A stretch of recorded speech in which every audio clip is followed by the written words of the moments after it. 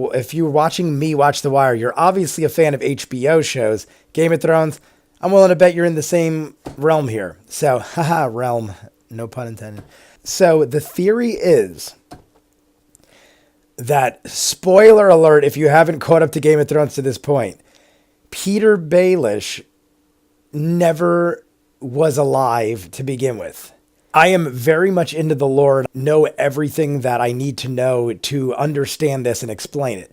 So 15 or 20 years before the events of our Game of Thrones, Brandon Stark, who is Ned's older brother, was promised Catelyn. He was supposed to marry Catelyn. Peter Baelish, who was in love with her since the beginning of time that we know, was in love with Catelyn. So Peter Baelish challenged Brandon to a duel to fight for, I guess, her honor or whatever. Catelyn, basically begged them not to, and there was, a big scuffle kind of thing. In the process, they fought, and Brandon was a far superior fighter. Peter Baelish didn't have a lot of armor on, so to even out the fight, Brandon Stark, not the Brandon, the one we know, Brandon Stark from the past, Ned's brother, wanted to even the odds, so he took his armor off. In the process, Peter Baelish was sliced badly near his ribs, on his torso. From her point of view, it was such a horrible wound. There is no coming back, especially back then. They don't have crazy doctors and technology. She said it was a fatal wound. There was no coming back from this. Peter Baelish was dead. Go 15, 20 years later to where we start Game of Thrones. Episode 1, they go to King's Landing with Ned and his whole family. They go there, and so starts the tale. And they meet Peter Baelish. He introduces Catelyn Stark is shocked to see him and even says, "Oh my God," as if I forget her exact wording, but she basically is "You were dead. I thought you were dead." After that incident occurred, Catelyn never saw him again. Catelyn went away. She never married Brandon Stark because he died, and she married Ned. After Peter Baelish was killed, in her mind, they left. Didn't see him for 15 or 20 years. Goes to King's Landing, sees him there, is "Why are you still here?" Now, this is episode 1 of everything for us. So why would we ever think that that's not to be believed? We're not going to, from the episode of 1, be is this guy real? Is this guy real? Is this guy real? We have no reason to not believe what they're telling us. Infused in our minds that Peter Baelish is who he is. Well, this theory is that Peter Baelish died 15 or 20 years ago, and that the Peter Baelish we met episode 1 is a faceless man. I know a lot of people are "Oh my God, faceless man theories. There's so many of these and it could be anything." And honestly, it could be, because we really haven't established the rules of what faceless men can and cannot do. We have an idea, but they seem to have abilities. They are unkillable almost. They could fake death. We saw Jack and Agar poison himself, come back to life in another person. They're very mystical type people. So we don't know the rules of them to be exact. However, we know enough that we could establish a theory. And honestly, there's enough in my mind to back this up that this could be real. Peter Baelish is actually a faceless man. Now, here's where the theory becomes crazy and has evidence to back it up. So Peter Baelish was responsible for Ned getting killed, not responsible in full, but guided the path to do so, because he basically talked Ned into surrendering, so to speak, and sacrificing what Ned thought was his honor, dying with not thinking that he betrayed the king. But Peter Baelish had a lot to do with Ned's dying. Also, Peter Baelish is the one who had Lysa Arryn lie and send the letters that started the whole war between the Lannisters and the Starks. Jon Arryn's wife, who is in love, the crazy sick woman that has the moon gate or whatever, it's Catelyn's sister. So Peter Baelish basically used Lysa Arryn to start the war between the Lannisters and the Starks by lying about the whole deal. And all this was dug up in the last season. Remember when Peter Baelish died again, according to this theory. Now, here's where it gets crazy. So all we know about Peter Baelish, Littlefinger, is he's from Bravos. He's mentioned it a couple times that he's from Bravos, and Bravos is where the Faceless Men are from. The theory says that he is also the same Faceless Man that is pretending he's Peter Baelish is Cyril Farrell. And Cyril Farrell, and I believe this to be true, this part, regardless of the theory, I believe Cyril Farrell is still alive in some form. Whether he is Cyril Farrell or whether he is Peter Baelish, who is a Faceless Man, the theory is that he escaped and then he became Jaqen H'ghar, who I believe this part to be true from the beginning. I believe these two are connected or are the same man since like day one of meeting them in Game of Thrones. Once you find out Jaqen H'ghar is like Mr. Mystical and they were connected by like Bravos and stuff like that, I immediately thought they could be the same man once you see that he could like literally change his face and everything like that.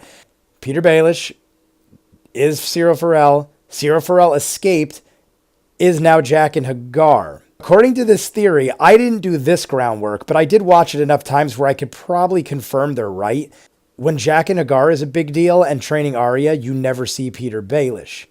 And when Peter Baelish, at one point, I think it's like in season 4 or something like that, Cersei even says, "Where have you been?" And he says like, traveling or something like that. As if to say, we didn't see Littlefinger for a while because that was when Arya was going full tit with her training with Jaqen H'ghar. So it is very possible that they are the same people too, because we never see them at the same time. There's like huge time jumps where Littlefinger is like helping Cersei or like the Lannisters, or we see Jaqen H'ghar where he's helping Arya, but then you don't see Littlefinger for many a time, or vice versa. Now, here's where the theory gets even crazier. If this is true, then he's the one that guided Arya on her whole path. If he's Cyril Farrell, he trained her. If he's Jaqen H'ghar, he trained her further, and basically he is responsible for everything. He gave our Bran Stark the dagger that is like a Valyrian steel dagger all bedazzled in rubies. He gave it to Bran, who gave it to Arya, who he's been training the whole time. So was that intentional? Maybe it was his plan. Like Bran needs to give her this dagger or something like that. I don't know. But he is very responsible for a lot of the goings on of the Starks. What's the point of this theory? Well, the point is, technically, Peter Baelish died 15, 20 years ago. This Faceless Man has taken his identity over. The Faceless Man, who is this guy, didn't die in the most recent episodes we've seen where Arya sliced his throat. We saw him die. Hundreds of people were in a room where they literally called him out and he died. How did he not die is the question. So before he goes into the courtroom, so to speak, basically convicted of these crimes and killed by Arya, he meets a girl in a stable and gives her a metal object. It is believed that this was the Bravos coin, where when you like need a favor, like Arya needed transportation on the ship, she gave the guy the coin and he immediately was like, Fala Margulis. So these people have like a strong code. When Baelish meets this girl in the stable, no words are spoken, nothing is said, and why would this be in the show? There's got to, everything's there for a reason. Why would this be in there? This Faceless Man's journey is much more important than the girl, who I'm believing to be another Faceless Man, and they understand that his journey is much more important. So he, in this theory, gives Peter Baelish's face to this girl, who is another Faceless Man, and walks into certain death. Peter, think of it this way. Peter Baelish was always one step ahead of everybody forever. Right in the end, he messed up. Right in the end, Sansa, I think Arya's the shit, but Sansa ain't the brightest girl. Granted, she won the Battle of the Bastards and everything else. I respect that. I like the character, but she isn't the smartest person. She even says on several occasions that she's a slow learner, but once she learns, she gets it. I can't believe that Sansa and Arya, well, maybe Arya, but not Sansa, could blindside Baelish like that. I think that Baelish gave this coin to this girl who is another Faceless Man, and basically was like, sorry, but you're going to walk into certain death because my end goal is more important and we need it to look like Peter Baelish died. but I need to still do my task. This unspoken other faceless man walks in, dead. Arya kills. Everyone thinks Peter Baelish is dead. Why do it? Well, that's because of the last part of the theory that this blows my mind and could very well be true. So this faceless man that we've been speaking of the entire video, I know who he is the whole time, according to this theory. I just wanted to set you guys up so you understood all this, and now I'm going to drop it on you. The unnamed faceless man, who are all these people, and faked Peter Baelish's death a second time, so to speak, is Rhaegar Targaryen. This sounds insane. Maybe. Maybe you're following me on it and you buy it too, because I could believe this. Rhaegar Targaryen's body was never found. After the Great War, we never found his body. It is very possible, learn the ability. Like, look at Arya Stark is able to become a faceless man. So maybe Rhaegar did this. Now, why would he do this, or how would this have happened?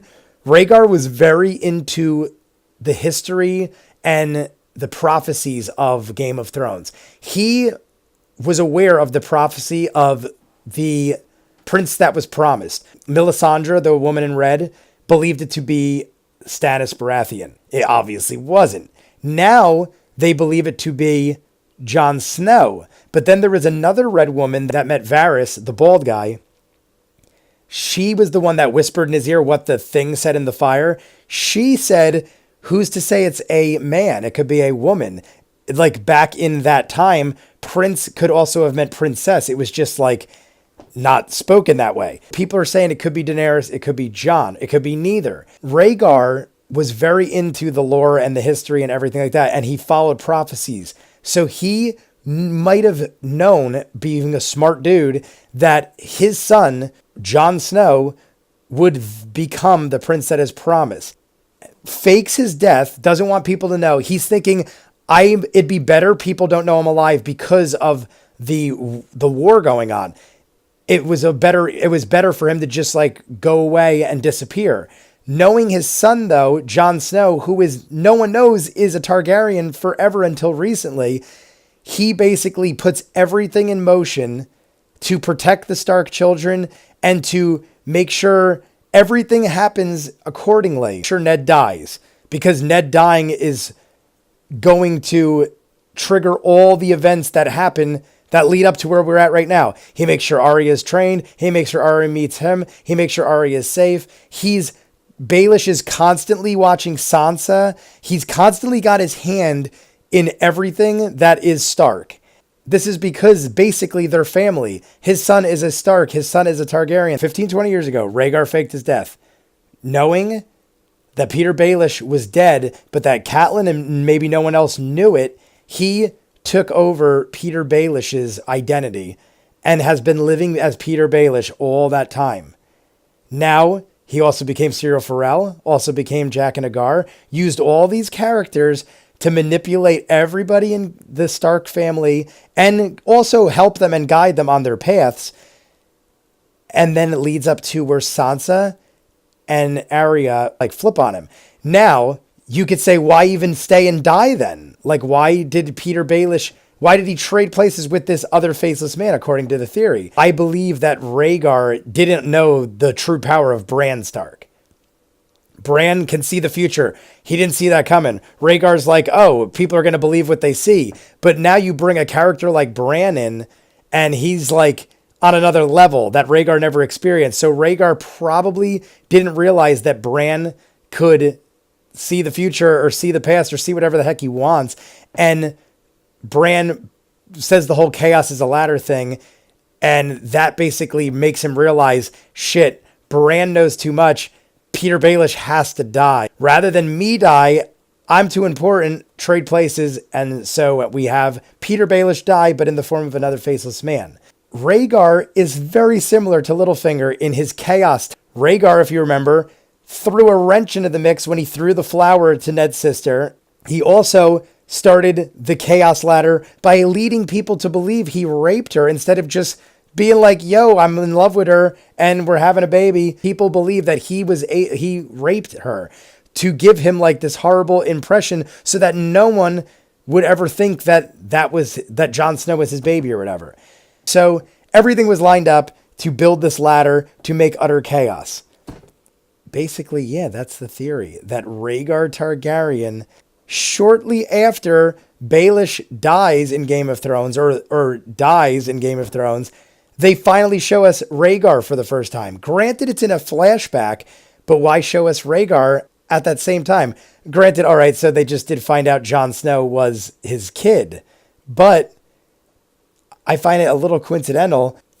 Rhaegar could be all these people, and now we actually have a face to put it to. Like, here, we know what he looks like. So now if he pops up in next season, which he might in flashbacks regardless, but if he pops up, we already know, like, hey, that's Rhaegar. So when the reveal happens, you wouldn't be like, who the fuck is that guy? You'll be like, oh my God, Littlefinger was Rhaegar, and Jaqen H'ghar, and whatever. And also, Jaqen H'ghar sounds a lot like Rhaegar. Littlefinger has a Valyrian dagger that is covered in jewels. Targaryens were known to be one of the few people that had Valyrian steel and would literally bedazzle their shields and armor and weaponry with jewels. Why would Littlefinger, who's from Braavos, have a Valyrian steel dagger that is of that quality and like jeweled up like that? It doesn't make sense unless it was because it was Rhaegar's and he just took it with him. And when he took over Baelish, he just kept the dagger. And so begins the tale. I found that extremely interesting. Technically, the Peter Baelish we know might still be alive in the form of a faceless man who is Rhaegar Targaryen, who is also possibly Cyril Farrell and possibly Jaqen H'ghar. I really dig Jaqen H'ghar and Cyril Farrell. So I hope the theory is true, because that would be pretty crazy. And the reason it was all done was so that Jon Snow could find out who his real parents were and become the prince that was promised. Basically adds up to Rhaegar did all this to make sure that Jon becomes the prince that is promised, because he believes so strongly that his son, Aegon Targaryen, aka Jon Snow, is the prophesized one.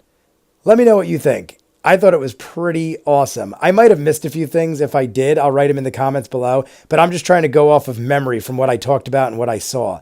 So you let me know what you think. Comment below, like and subscribe, and I'll see you on the next one, guys. Peace.